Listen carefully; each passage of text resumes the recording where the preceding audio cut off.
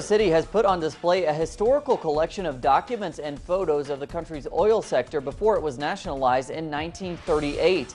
The exhibit is provocative since President Peña Nieto passed a controversial energy reform earlier this year, granting private companies the right to invest in Mexico's energy sector for the first time in over 70 years.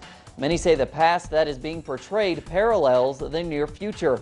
Here's our correspondent Clayton Kahn with more. This small yet rich exhibit portrays the period when oil production in Mexico was conducted by private companies before nationalization in 1938. Historians say only a handful of Mexicans enjoy the prosperity. ¿Quiénes se beneficiaron? Las empresas. The companies and countries that benefited were those where oil production was taken to. Petrolera.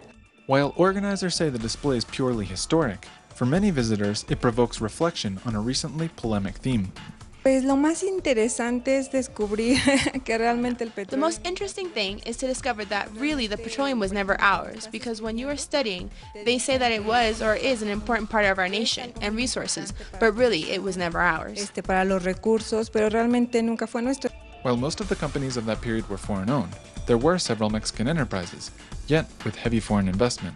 With the recent approval of Mexico's energy reform that opens up this sector to private investment, experts warn that the echoes of the past will soon reverberate in the present. In recent months, lawmakers approved a hotly debated energy reform that experts say will change land rights and put in jeopardy the way of life of farm workers.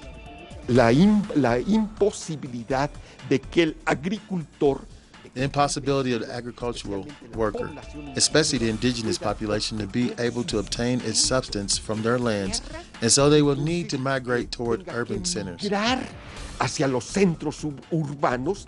The reform has seen widespread protests, as it will open the energy sector to privatization. Critics called an attack on the country's sovereignty. Clayton Kahn, Telesur, Mexico City. And thanks to Clayton.